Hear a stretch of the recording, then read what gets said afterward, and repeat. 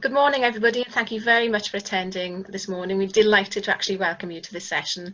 And thanks to Adrian for being so kind to host this session for us as well, and for always being so positive and so proactive in terms of professional development and working with us at the university.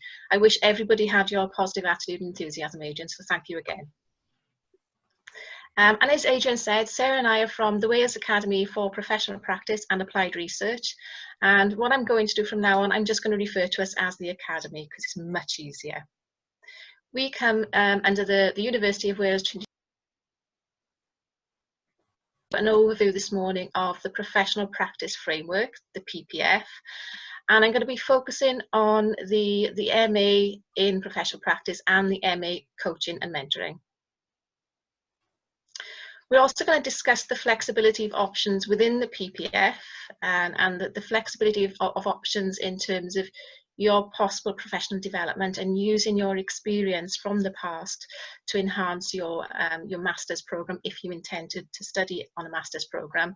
I am going to focus on the level 7 today just for ease of communication rather than the other levels. We're also going to explore, Sarah mainly is going to explore how your prior experience and possibly your qualifications can be used to claim credits against a qualification within the PPF. And we're also going to look at the activities, the sample activities that you were sent out kindly by Adrian prior to the session today and how they align themselves with particular modules within the PPF. Just to give you a bit of a flavour about the university, if you're unfamiliar with UWTSD, we have campuses in Carmarthen, where Sarah and I are based, where the academy is based as well. We have a campus in Swansea. We have a campus in Cardiff, which is the Wales International Academy of Voice. We have another one in Lampeter, and we've also gone over the border now into London and Birmingham. We are slowly taking over the UK. We're also what we call a dual sector university, so we are very closely linked with a couple of further education or FE colleges, Coleg Sir Gar and Coleg Ceredigion, and that ensures that we offer a full range of programmes for progression opportunities from FE to HE as well. And just to contextualise it a little bit further, the Academy comes under the Institute of Management and Health, one of many institutes within the university. So just to give you a little bit more of an overview of the Professional Practice Framework, the PPF, we do cover levels 4, 6, 7, up to level 8, the Professional Doctorate. And these go from the smaller awards, the certificate, to the diploma, to the full degree at levels 4, 5 and 6. And as I said, I'm going to focus today on the level 7. So these are the exit awards, what we call exit awards, which are the smaller awards, are the postgrad certificate or the PG cert, or the postgrad diploma or the PG dip. And then the full award is the master's. So you can exit at the PG cert point or the PG dip, or you can go for the full masters. And there are different credit values associated to each of those exit awards, which we will go through this morning as well. Just to give you the sort of levels in context, you might have seen this image before. It's from the Credit and Qualifications Framework for Wales, the CQFW. And it just illustrates the different levels associated with different levels of education. So you can see in FE, it covers from entry level 1, 2 and 3 up to level 6. And then higher education from level 4 up to level 8.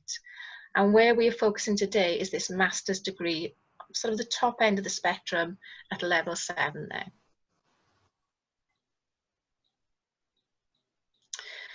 So I'm going to look at a couple of different options within the PPF, the master's route. Our programs are very, very flexible. What we tend to do, I act as the admissions tutor for the university as well in the academy, and I interview potential candidates. But what we'd suggest that if you are interested, that first of all, in this instance, you go through Adrian, and then Adrian will signpost you to us. But what we do is we actually interview potential candidates and see your individual pathway, the one that's the best fit for you. So what I'm going to discuss here, the 3 different options, might not be the most suitable for you as an individual. But just I think it's really important to understand that we do offer that individual tailorized program. We are not a traditional unit within any university. We are very, very different. And to the point where we don't have fixed terms where we actually look at enrolling people in September one year, September the next year. We enroll our students throughout the year, and it's just to meet business needs and individual needs.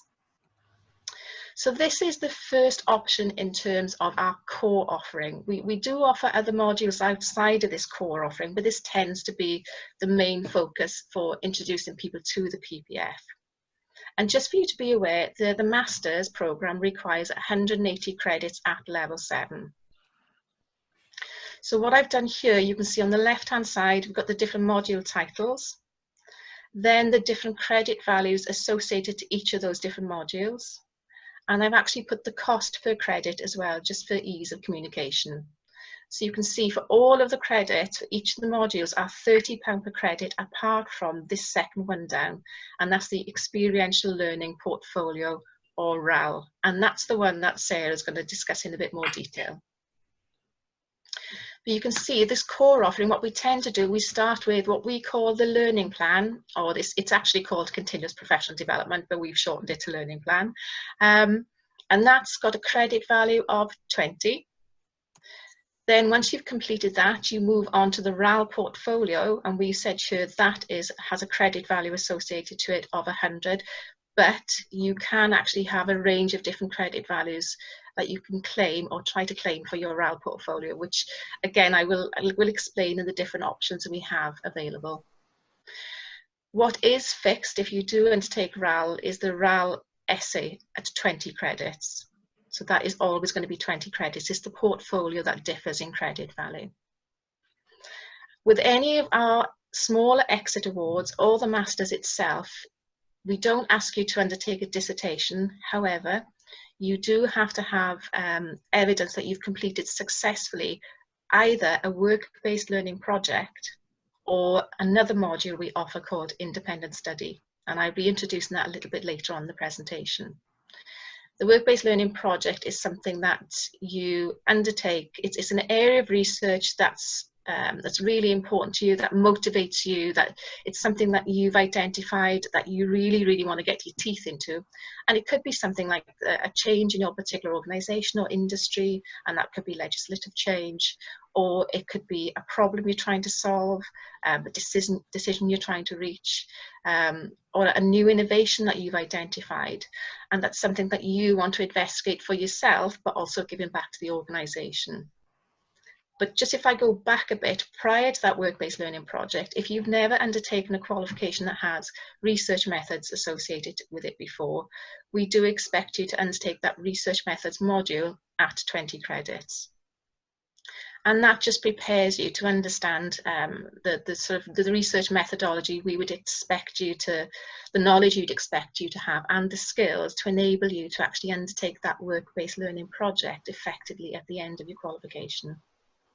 Now again, I've mentioned in the RAL portfolio, the credit value can change depending on how many credits you want to claim, but also the work-based learning project.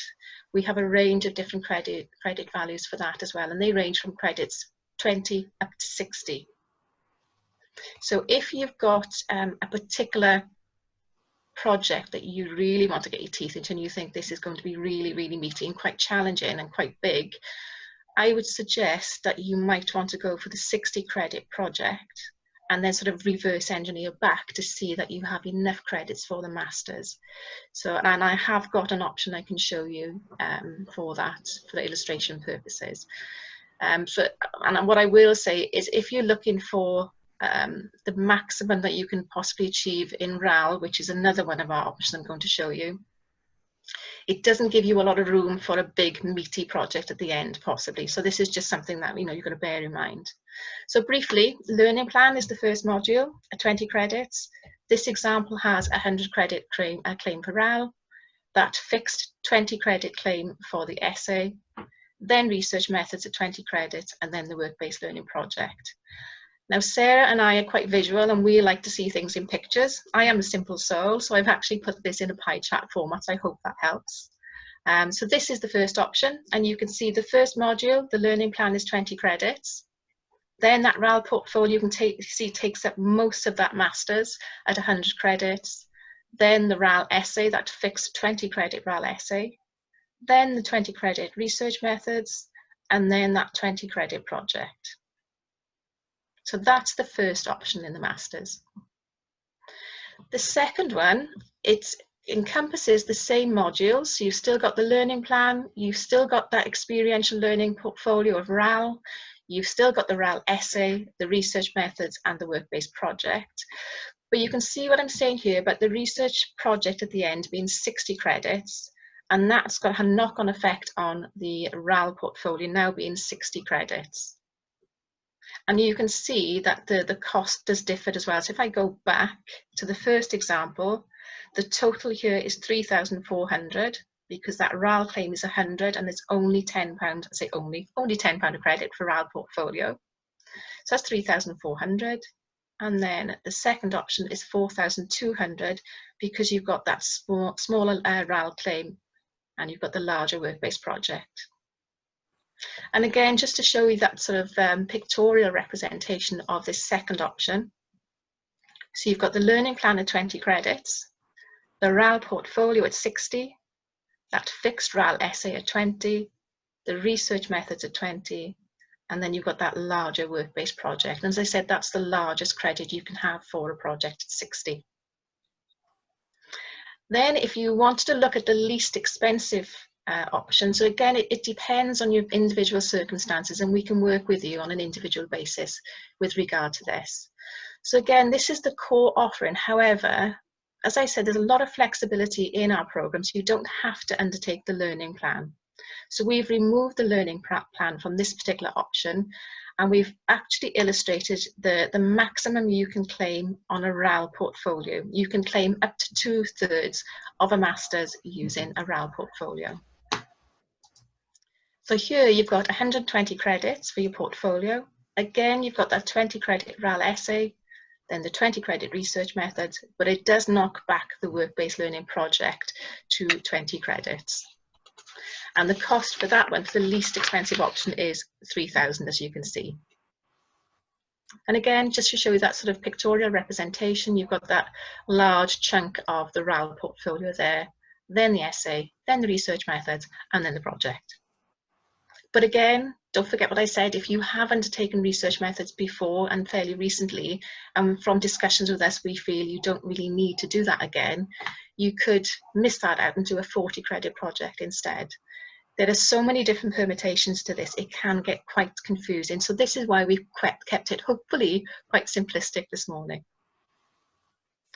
And the lovely Julian has very kindly offered his options as examples as what he's going to study. So I'm going to show you the pathways that Julian has actually decided upon to start with. What Julian's decided to do is to sign up onto the PG Cert in professional practice initially, which is 60 credits.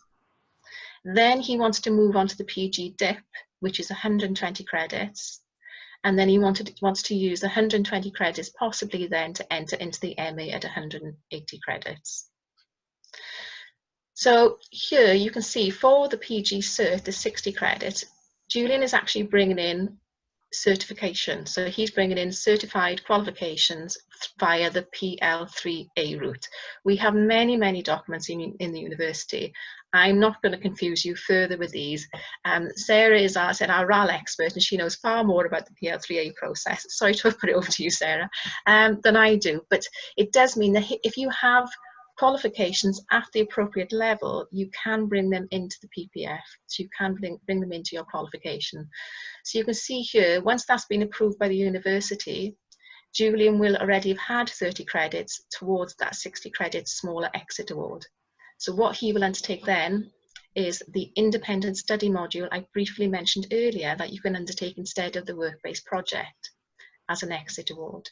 So he's going to be doing 30 credits, and once that's achieved, he will then have achieved his PG Cert in professional practice. And then I mentioned he wants to move on to the PG DIP, which is the 120 credits. So he's bringing in these 60 credits. He only needs another 60 credits, but we've decided he wants to overachieve here by 10 credits through the RAL portfolio to maximise that claim. So again, you've got that RAL portfolio of 50 credits and then that fixed RAL assignment of 20 credits. And then Julian has decided he would like to, for his master's, undertake the coaching and mentoring module at 30 credits. And he only then needs another 20 credits because I said he's overachieved on the PG dip by 10 credits. And he's going to be doing another independent study module, but a smaller one at 20 credits. I will explain a bit more detail about the coaching and mentoring because this, as you can see, it doesn't form part of our core offering. We do have other standalone modules as well. But what we do also offer, and I mentioned this briefly earlier, is the MA, not just in professional practice, but also in coaching and mentoring. And the coaching and mentoring module can be used towards the PPF pathway or the coaching and mentoring pathway. The coaching and mentoring masters, that again, we've got the PG cert in coaching and mentoring, the PG dip in coaching and mentoring, and the masters coaching and mentoring. And we use all the same modules that we do within the PPF. There are slightly different rules that apply, but again, if you are interested in coaching and mentoring modules or the qualifications, when we come to the sort of the interview or the discussion side, please just let us know and we'll sort of take you through that as well and see if it is the best option for you and if it is really what you want as well. Just for you to be aware, we've recently been awarded approved status with the Institute of Leadership Management as well.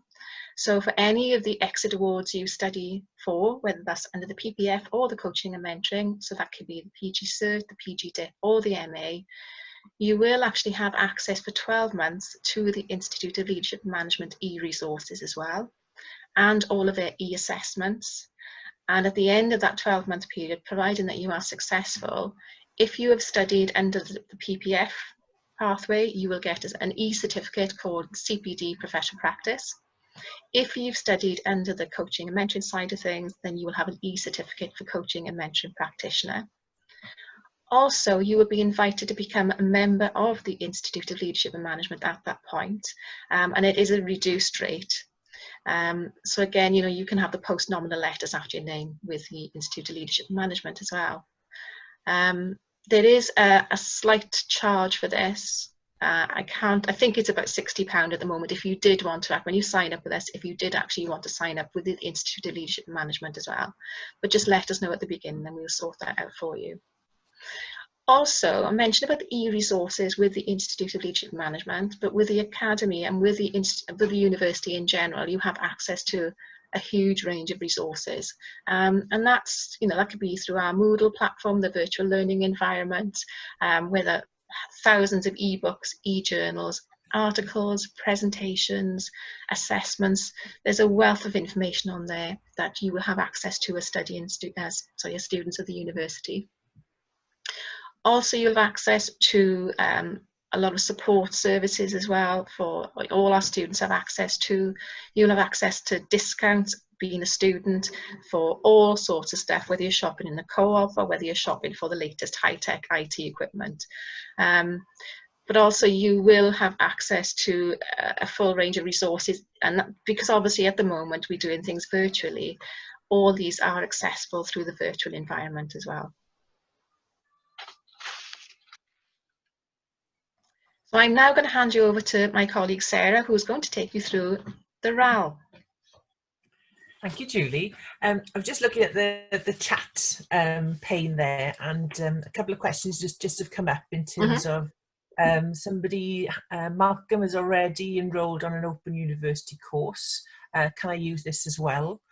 Obviously, if they have acquired credits, they can transfer those across. But if in the example that Malcolm's giving here, if, for example, Malcolm is studying a postgraduate certificate with the Open University and enrolling with us as well on a similar qualification, we need to check on this, but I'm not sure whether you can study in two higher education environments at the same time. It's something to do with the awarding bodies, I think, but we can check on that. But certainly, as Julie mentioned, if you have acquired credits, whether it's 20 credits from the Open University and you're not continuing to studying with them, you can bring those over to this pathway through that PL3A process.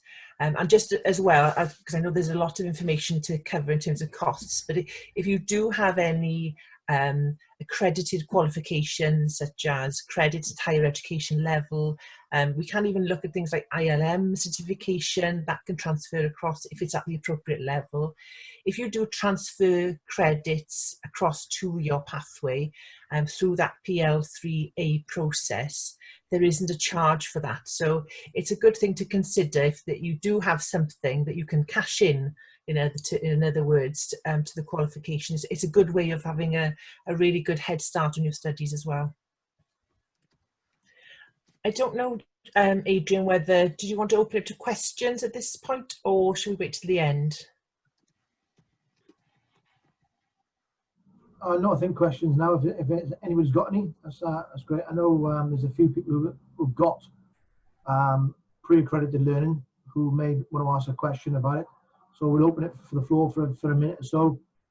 If anybody's got a question, just raise your hand and we'll unmute you. You can crack on. Just give that a minute or so. Phil has raised his hand. Yeah, hello, good morning. Morning. Phil Dorset, good morning. I'm very interested in the offer there, and clearly the fastest route really for me would suit me best. I'm fortunate enough to already have 2 degrees. Well, I have an FDA and I have a full BA as well, but I've also got a PG Cert, which I did through your university about probably 2 years ago now.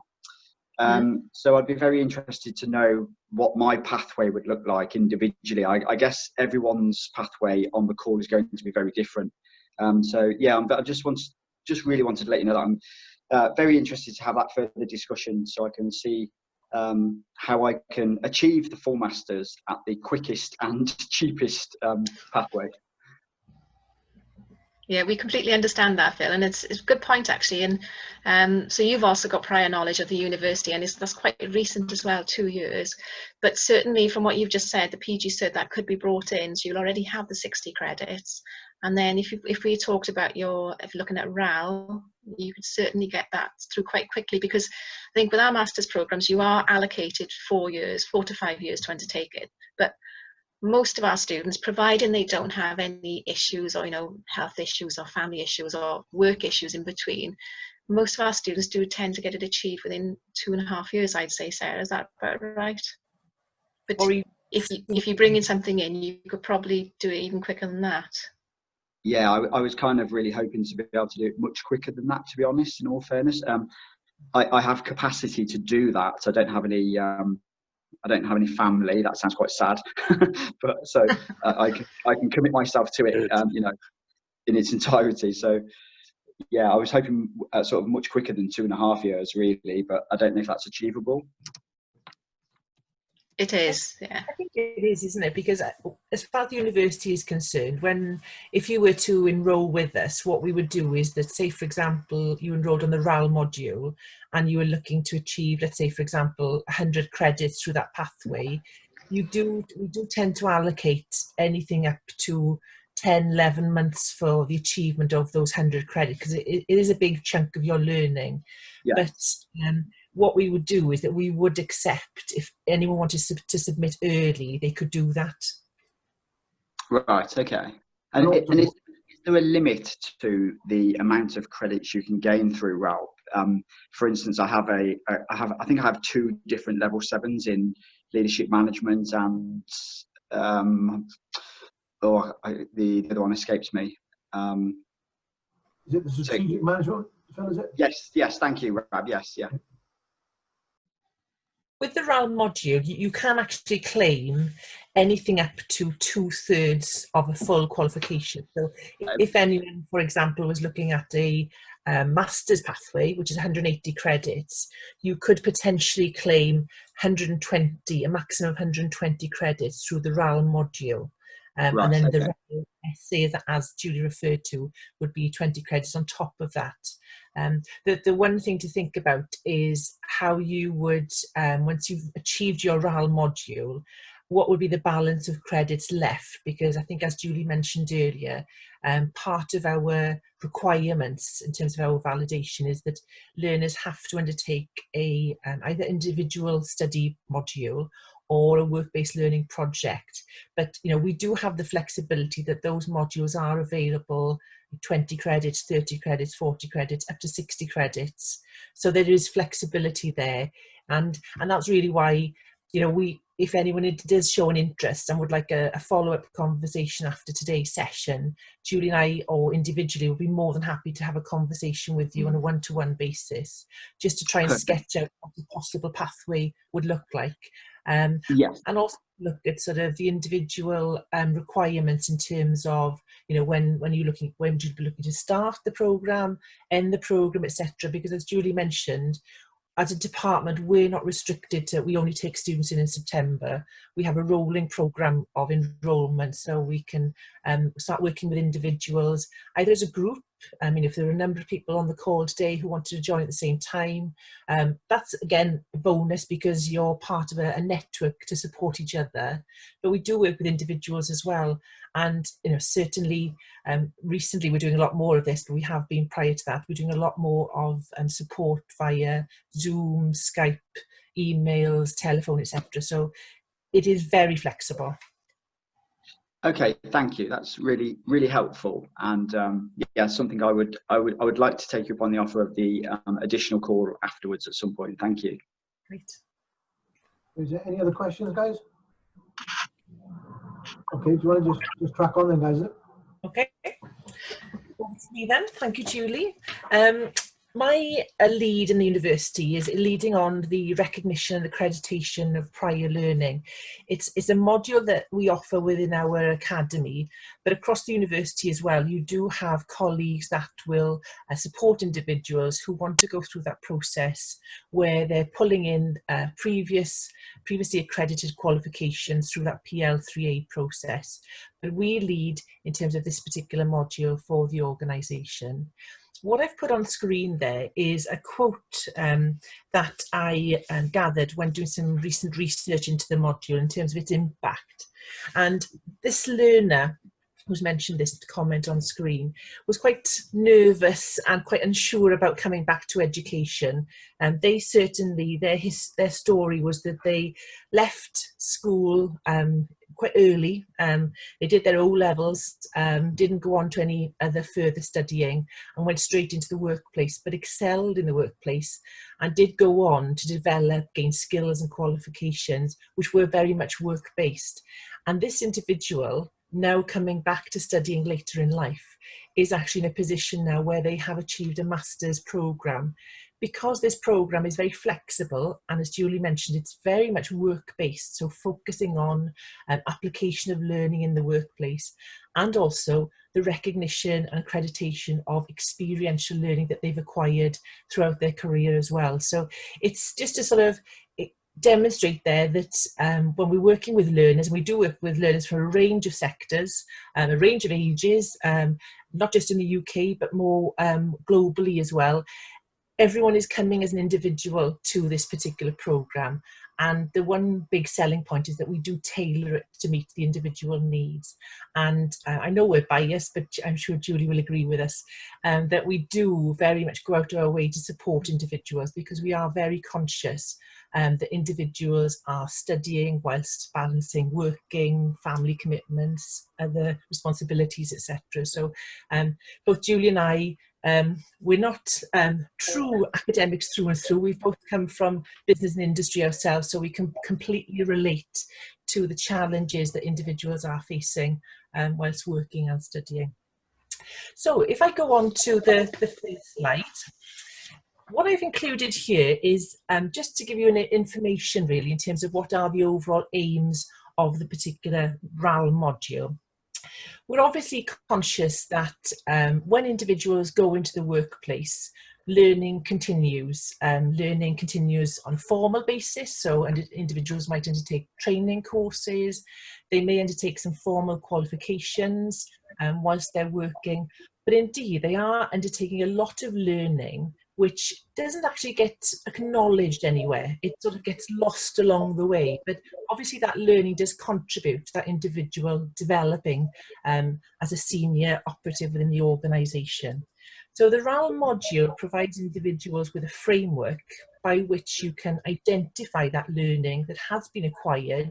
And we look back over the last 5 years of an individual's career. So it's very much relevant, recent learning that we look at. The one thing to mention as well is that we've talked about credit values earlier on in the presentation, and Julie's given some really good examples there in terms of how you could compile a programme with us. And we've talked about whether it's 100 RAL credits or 120 RAL credits, etc. With the RAL module, when you're making a claim for credit, and this is the framework by which you do that, what the university has identified is that 10 hours of learning that's been acquired in the workplace equates to 1 university credit. Okay, so this is the formula that they use to be able to identify that transferring of existing skills, knowledge and experience to the academic higher education framework. Okay, so certainly when we have one-to-one conversations and we start to talk about possible, what would your RAL portfolio look like, we will ask some probing questions in terms of, so what's your experience, what job roles have you undertaken, and try and identify that volume of experience and learning that you can draw upon to make that claim for credit. And that really is the key to making sure that your programme is very much tailored to your individual situation as well. So I've mentioned that we can claim through this framework anything up to 2/3 of a qualification. So it is a really good way of getting a lot of credits through one particular module, but it is a significant piece of work that is attached to it. And I don't want to underestimate that at all. But the one thing to emphasize is that this module is letting you claim credit for learning that you have already achieved. And I'm sure that if everyone looks back over how they have developed over the last 5 years, and certainly before that as well, there's a lot of learning that has been acquired, but just hasn't been acknowledged. So this framework can help you get that acknowledgement and that accreditation as well. So the module asks for individuals to compile a claim for academic credit based on prior learning. And it's also asking individuals to evaluate and reflect critically upon your own learning experience. And what you'll see on screen there is some of the sort of level 7 terminology that we're aiming at here in terms of drawing out from your pieces of narrative. So the evaluation, the reflection, the critical analysis, it's all very much looking within and identifying, critically reflecting on your own actions, your own learning, your own experience to try and pull together a claim for academic credit. So if we go over to the next page, I have a question, which I'm not expecting everyone to put their hand up and answer, but it's a question to sort of pause and think about in terms of what is experiential learning.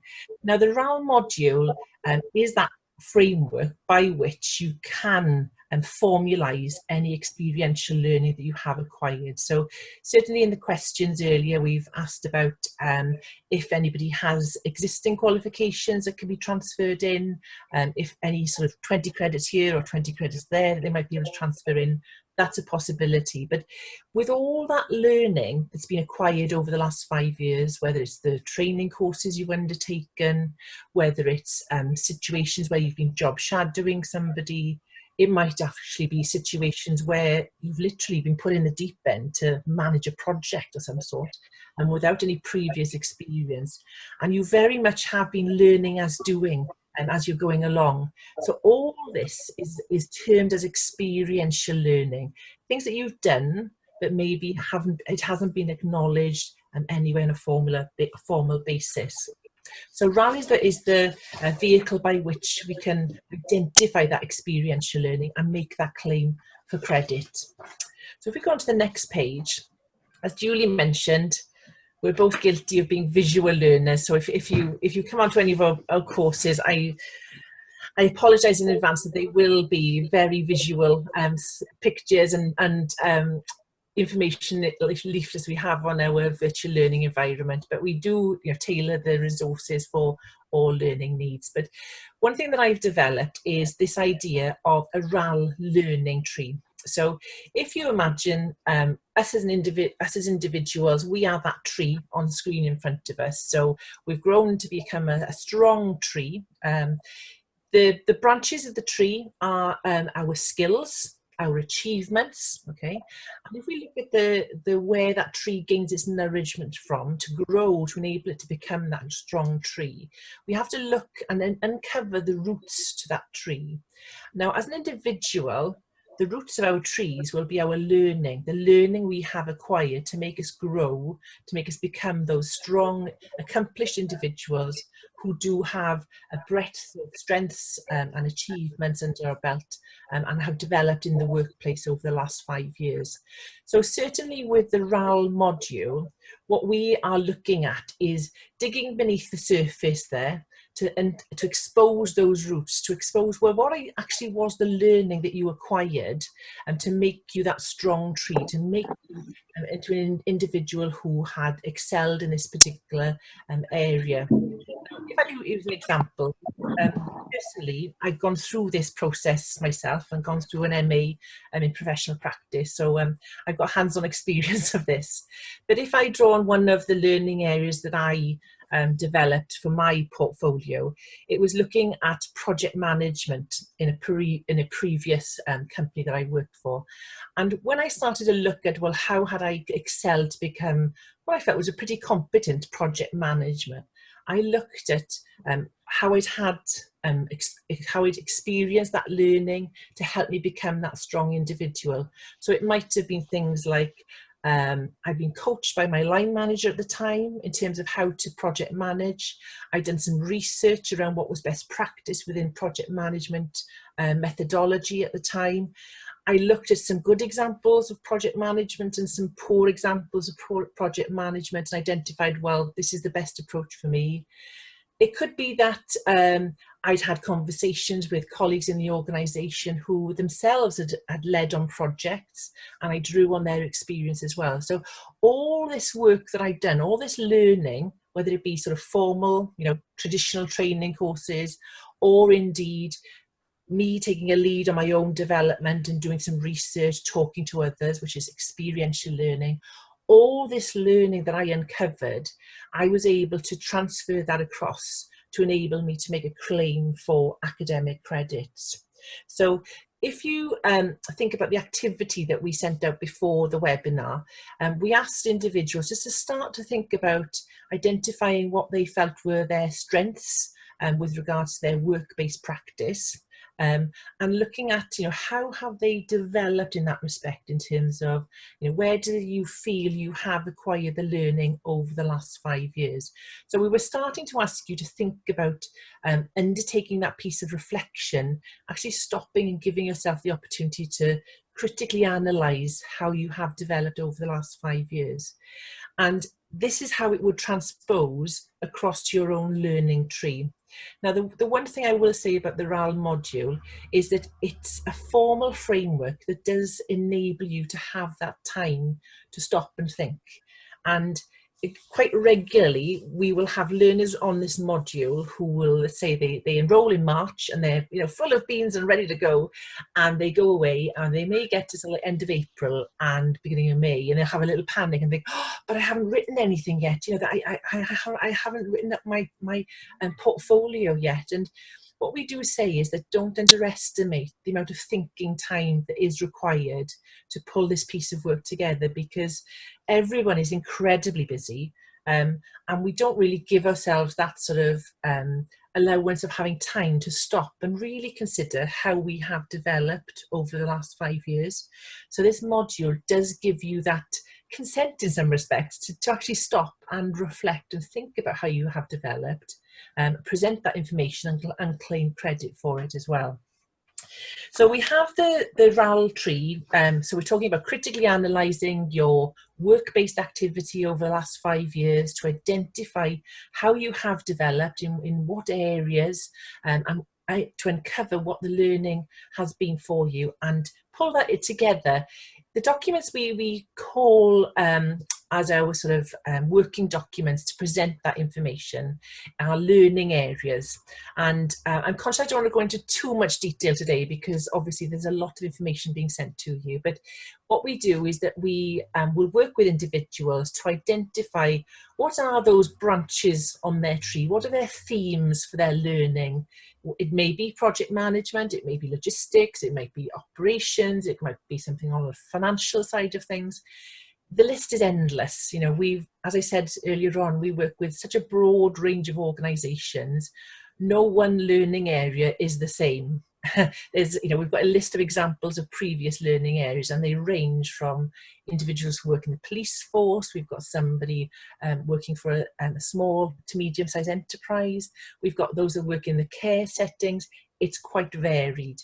So we would work with individuals on a one-to-one basis to identify what those themes were. So if, for example, anybody in the room was thinking about, well, I'd like to actually make a claim for 100 credits through the RAL portfolio, what we would look at ideally is potentially two themes of learning for that claim. So two branches. So it could be one is project management, one is logistics, but they're very much tailored to your learning and your achievements as well. Now, as well as stating that you feel you have developed and you have achieved numerous things within your career, there is the requirement to triangulate that as well. So as part of your portfolio, you will be asked to produce evidence. Now, there is no set list of, this is what constitutes evidence.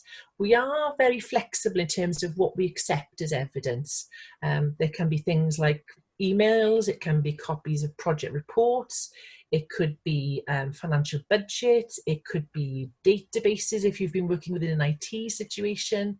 There's a whole range of evidence that can be included in your portfolio to support your claim for credit.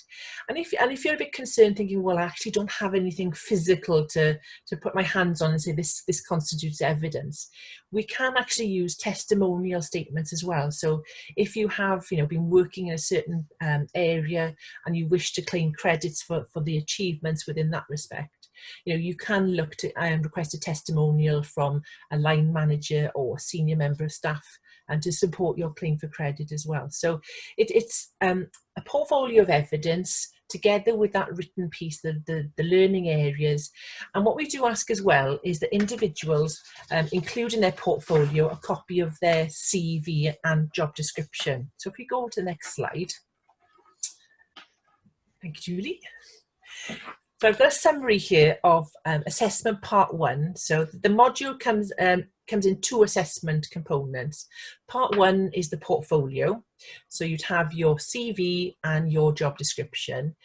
Bearing in mind that you're looking back over the last 5 years of your career, if potentially you've had more than one job role in that period of time, what we do suggest is that you include the job descriptions for those roles, because potentially you may want to draw on experience and learning that's been gained whilst in both or multiple roles throughout that period of time. So an annotation of the CV is very useful because it does put meat on the bones in some respects in terms of really telling your story in terms of how you feel you have developed over the last 5 years. And one thing to mention is that if you choose a pathway where you start off with the learning plan, part of the learning plan module is that you do update a CV and you look at your job description as well. So if you have already started with the learning plan module and you come on to RAL, you're in a very, very strong position there because a lot of the key work will have actually been undertaken. So we have as part of assessment part 1, we have the CV, job description, your learning areas and your evidence. Okay. Now, I don't want to bamboozle with you in terms of how things are marked and accredited within the university, but just to make you aware that the portfolio part of this module, this is presented to what we term as the REPEL board within the university, and the board actually award the credits. So the portfolio isn't given a mark as such, which contributes to your overall classification of qualification, whether it be merit, pass or distinction. From the first part of the RAL module, assessment part 1, it's just the credits that you're awarded. But if we go on to assessment part 2, this is now looking at what Julie mentioned earlier, the RAL essay. So the RAL essay carries a separate 20 credits, okay? And if you're looking at a level 7 pathway, it's a 6,000 words assignment that's required for this these 20 credits at the end of the module. And what this piece of written work is asking you to do is to very much critically analyse the process by which you've undertaken the RAL module. So what have you learned while you've been studying the RAL module about yourself in terms of how you've developed? What have you learned in terms of, your learning style? How will you take this learning forward and going into your future career, etc. So it's very much a very personal piece of writing, and that comes at the end of the module. Just to mention as well, this is always a question that comes up on induction. I mentioned a word count for assessment part 2. With assessment part 1, which is the portfolio, the CV, job description and learning areas, there is no word count limit to it. What we use as a marker for those pieces of work is that, if you remember at the start of my presentation, I mentioned that 10 hours of learning equates to 1 university credit. We use that as a basis to inform the part 1 of the assessment. So if, for example, somebody is looking to pull together a learning area which is claiming 50 credits, we would be looking at that piece of writing and identifying whether does it actually demonstrate 500 hours of learning in the workplace. So as tutors, we're very experienced in terms of knowing how to identify whether something is a solid claim for learning. So we can advise individuals in that respect as well. So that's the RAL module in terms of the 2 assessment components. If we just go over the screen, again in good visual style, we've got an image there just to summarise what your submission would look like for this module. So you'd have your front sheet, a claim form. The claim form is something that summarises everything that's in your portfolio, and that is sent to the REPEL board for them to review and to hopefully award credits. You then have in your portfolio your curriculum vitae, your job description, together with your learning areas and your evidence. And then at the end of the module, then you'd have your reflective essay as well. In terms of working remotely with individuals, we do accept all information electronically. So if submissions are concerned, you don't physically have to send us, a ring binder full of evidence. You're able to scan it and upload it, and that can be sent electronically to us as well. If you do like the, traditional way of submitting, we can accommodate that as well. So that's not a problem. And then just to go on to the next slide, and just to cover really in terms of the support that's available to you. If you come on to the RAL module, you will be linked up to a RAL mentor, somebody who is there to support you and to help you through the process of undertaking the claim for academic. At the moment, Julie and I are the double act that are supporting learners, but we do have colleagues in the department who can help as well. We do offer a range of webinars, so all the induction sessions that we might have done traditionally on campus, we actually can now offer them virtually as well. So it's very flexible, and we can certainly tailor it to meet individual needs. We do offer regular tutorials, and they can be face-to-face, physically on campus when we're able to do that, or they can be by phone, Skype, Zoom, or even just emailing drafts of submissions across, and we can comment on those documents and send them back as well. So the one thing, as you said as well earlier, we do pride ourselves in terms of whether we can relate to challenges that individuals are facing, and because we've been in industry ourselves, we go out of our way to help individuals. And we're very flexible in terms of, if it's meeting after 5 o'clock via Zoom for a tutorial, that's not a problem. We can work around that. But we do give plenty of feedback to help individuals develop their pieces of work so they are strong claims for credit.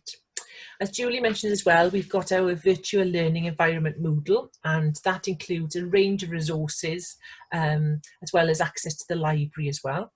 And then finally on the screen now we have student services. They are very flexible in how they support learners, and certainly they are very aware of situations that distance learners are facing in terms of studying whilst learning, studying at a distance, and the challenges there. So if you do enroll in the module, you are eligible to all the support functions that any student who's coming onto campus and studying full-time would have. So in addition, we do cover all that with everybody as well. And then finally, just to sort of bring it back to the research again, this is a slide taken from the research in terms of some feedback from learners who've told us that since completing the module, they feel they have developed within their roles. So for some, they've gained promotion. So they've had the opportunity through the RAL module to actually identify their strengths and feel very confident in their abilities.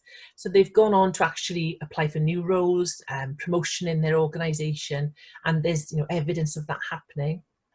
Some individuals have grown in confidence and their sense of belief that they are able to study at higher education level, and they've gone on to study further courses with the university. Applying the learning to the workplace, individuals have said that they can identify how they've identified their experiential learning, formalised it, and are now able to apply that back into the workplace. So, very much as Julie will have mentioned, everything for us is focused around work-based learning, and it's very much in terms of what you can take back to your organisations after studying with us as well. So it's just a summary there for you to have a look at. We do intend to send the PowerPoint slides out to everybody, so I'm conscious that there's a lot of information there, so we will send those out as well. Plus we do have a copy of our prospectus, so that's got even more detail in it in terms of all the modules that we can offer. So we'll send that out to you as well. And as I said earlier, if anyone does want to have a one-to-one conversation to talk about your experience and how that might fit into a programme, Julie and I are more than happy to catch up when convenient and discuss that with you. Any questions? Well, good question about evidence. So for the RAL, how many essays, assessments, evidence do you need to compile? In terms of, you've got the RAL essay at the end of the module, which is your 20 credits, and which has got a specific word count attached to it. For the first part of the assessment, in terms of the portfolio, there will be those learning areas which are, you could see them as individual essays as such, but there is no word count attached to them. And in terms of evidence, what we would be looking at is that it depends very much on how many credits you're looking to claim from that one learning area. So if somebody was claiming 50 credits, for example, we'd probably be looking at somewhere in the region of maybe 15, maybe 20 items of evidence. A lot does depend on the evidence themselves, because sometimes we have testimonial statements which will triangulate a number of learning points in that one document. So it's very much quite personal and unique to the individual claim. And we'd be happy to have a conversation about that individually if anyone would like to. Yes, we can arrange a one-to-one chat. I think we have got email addresses, but I think that at the end of our presentation, we have got our contact details. So maybe what is the best course of action is if you wanted to drop us an email and let us know your availability and your contact details, we can drop you an email back and make a plan to catch up quite soon.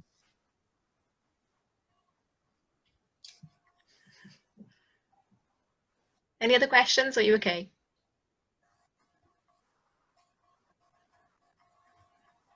Graduation. Oh. We'll come back to that. Do you want me to move on and I'll come back to that later? Yes, shall we? Okay. I mentioned earlier, thank you, Sarah, for that as well. It's really informative. And I have to admit, I was a complete RAL novice. I've been with the university 4.5 years and I still didn't understand RAL until Sarah took me under her wing last year, and it makes total sense to me now. And it's a fantastic way to gain that accreditation for any prior learning, experiential learning and certificated learning, which you all have in abundance, I'm sure. So it's a really good way to actually, I think, make the masters quicker. I wouldn't say less painful, because it is a challenge. Anything at level 7 is going to be a challenge, but bearing in mind these modules that we're talking about, including RAL, we do offer across level 4 up to level 7 as well. I mentioned the individual modules earlier, and I'm just going to touch upon a couple of these. And it says here that they are 30 credits per module. That is the case, apart from project management, which is 20 credits. Now, a few of you, I believe, will have undertaken not just ILM qualifications, but qualifications with the CMI, the Chartered Management Institute, which you could bring into the master's pathway. However, if that whetted your appetite for more learning, or if you did want to study leadership and management, we do have 4 modules within our leadership and management pathway, and each of those are 30 credits each. So you could gain 120 credits towards your master's studying for the leadership and management pathway modules. Of those 4, the first one is leadership and authenticity, and this is very much aligned to everything within the professional practice framework, where you are very much looking inwards and reflecting upon yourself. In terms of leadership and management, it is obviously about your leadership and management capabilities, your behaviours, your interpersonal skills. So you are looking inwards, and it's quite in depth, and it can be quite uncomfortable and challenging for people to do so. But also it can be really informative, because if you seek feedback from others, which we do suggest that you do, with regard to your leadership management skills, you know, it can be a bit of a revelation at times, and sometimes you think, well, actually, I just do that anyway. I didn't realise that was something that people thought was special. So it does get you to fully appreciate your skills, your knowledge, your experience, your behaviours, and how you actually relate to others very well as well. And with each of these modules, for all of our modules, you know, I mentioned earlier, we are not traditional in terms of university institutes or academies. Our modules aren't either, and I think Sarah has quite aptly alluded to this, in that everything you study, obviously, especially at level 7, there is that critical evaluation, that synthesis of information, that creativity that we would expect at that level. But also you will be looking inwards and applying your knowledge, your understanding, as well as what you've read wider in terms of theoretical concepts, models, tools and techniques. You will be applying that to your practice, your experience. In effect, you are the expert in your experiential learning, in your professional practice, and you are bringing that to every single module within the PPF. So that leadership management pathway, that first module, leadership and authenticity, you are understanding yourself, you're looking inwards and understanding yourself as a leader. But there's 2 components to this module. That is sort of the academic side, if you like, and the application to your practice. The second one is where you're looking at devising a personal development plan that's really meaningful, and that you can see yourself, okay, if I undertake these activities, I will progress as a leader, as a manager. So you're really understanding where you are now, but also where you could be in the future. The second leadership and management module within that pathway is leading, motivating and managing teams. And the third one is leading organizational change. And the fourth one is leading in times of crisis. A number of these modules will have a practical application where you'll be expected not just to present an academic piece of work, also relating back to your practice and your experience, but also there are presentations associated to some of them with, for example, the coaching and mentoring. If I lead on to that one, the 3 components to this module, the 30 credit module. The first one, again, you're looking inwards, you're understanding, again, your experience in terms of coaching and mentoring, understanding the theories, the concepts, the models that are out there, what these experts say is the best way to coach and mentor people. But you at level 7 will be critically analysing, critically assessing, critically evaluating what you've read, what's written out there. Because just because some expert says 20 years ago that that was the case, it was really, really relevant then, it doesn't mean it applies to your situation, your experience, because as I said, you are the expert. So that's the first side of that sort of component for the coaching and mentoring. The second component is where you're actually undertaking practice hours with your coachee or mentee, and you're expected to undertake 20 hours, and you'll be recording one of those sessions, and that will then be presented as evidence towards your assessment for this module. And the last aspect of this, the last component for the coaching and mentoring module, is similar to the leadership and management. It's whereby you are then devising a personal development plan. So you are seeking feedback from your coachees and mentees. You again look at inwards and identifying yourself, what are my strengths? What do I really need to develop? Who can help me with that? And all of that will then be presented in a personal development plan. Now, prior to the session, the second activity you were asked to undertake was the coaching wheel. You can use this in a coaching environment, a mentoring environment, and even in a leadership environment. And there were suggested topics for this activity. You can see on the left-hand side, management, leadership, etc. And I've got a visual representation again, surprise, surprise, on the right-hand side.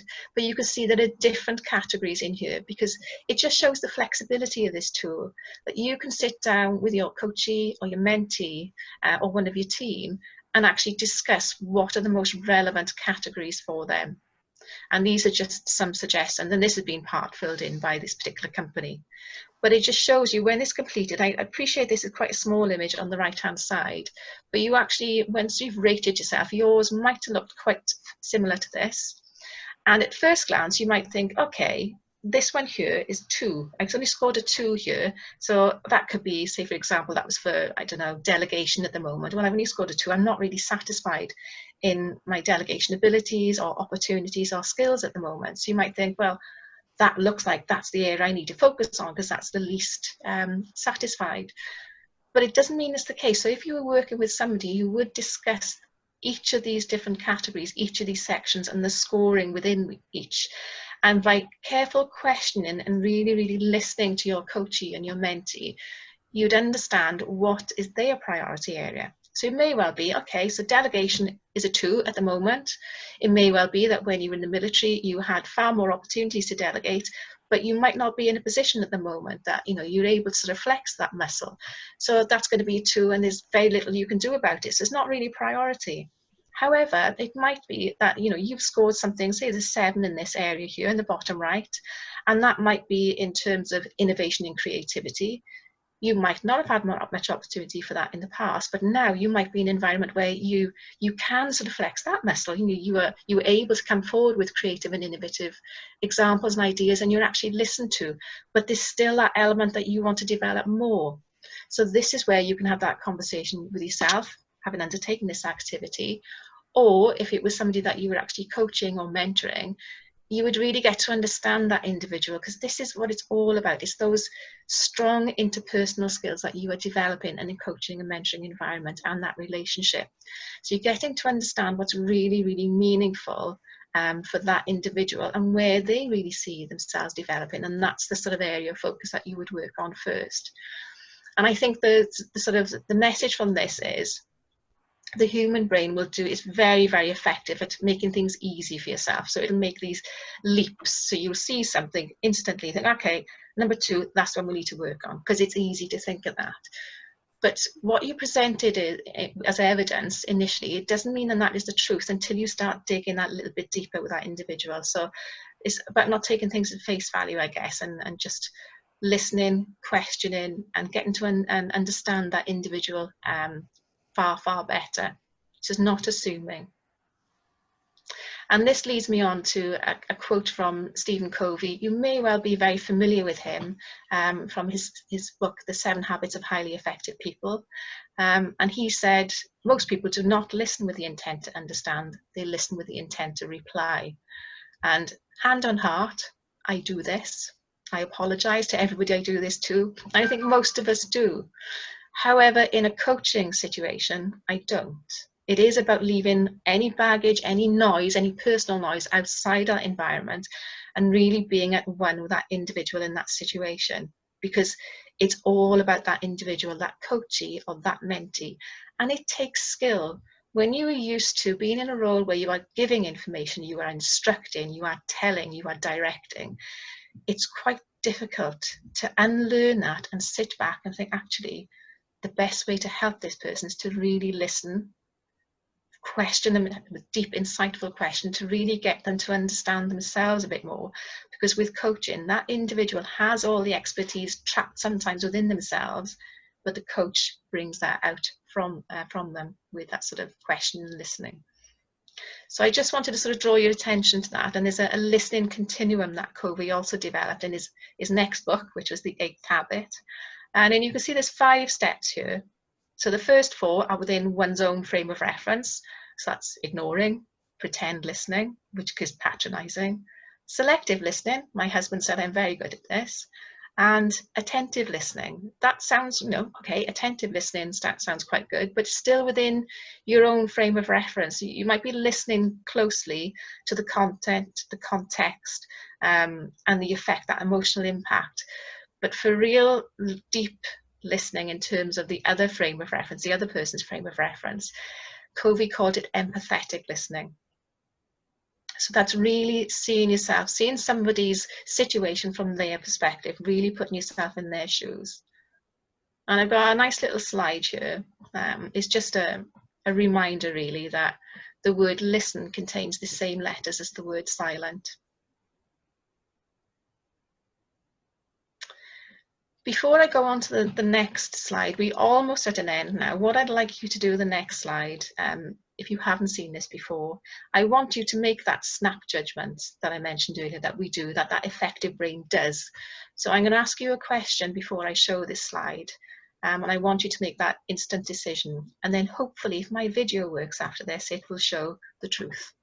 So I'm going to ask you, in the following image, there's a range of squares, and there's one identified as square A and one identified as square B. And I want you to tell, or just kind of consider for yourself, which is darker, A or B.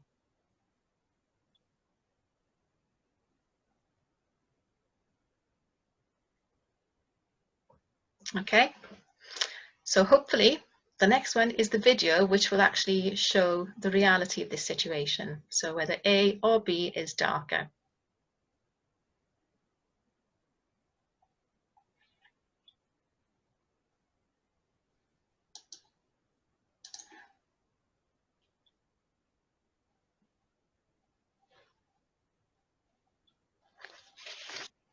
So there's the question.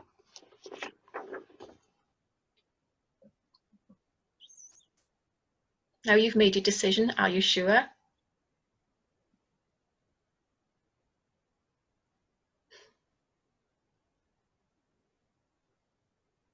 So when you keep an eye on them, they will slowly have the reveal.